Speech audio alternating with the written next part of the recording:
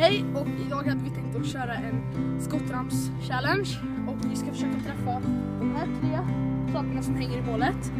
Och först den som träffar dem kommer vinna och förloraren kommer få ett straff. Och det straffet får ni se efter vi har skjutit. Så nu kör vi!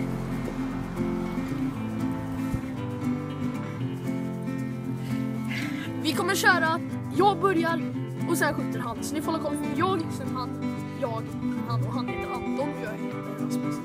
Så jag och sen han.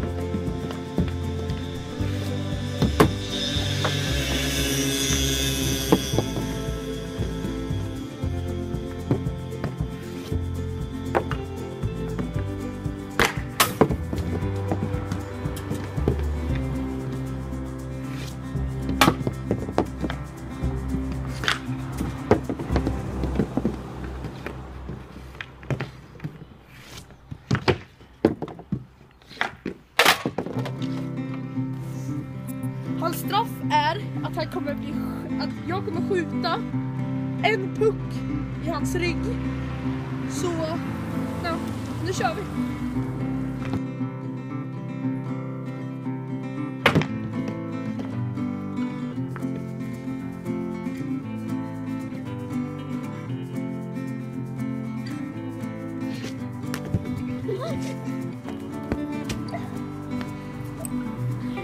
Tack för att ni tittade, så ses vi i nästa video. Ha det bra!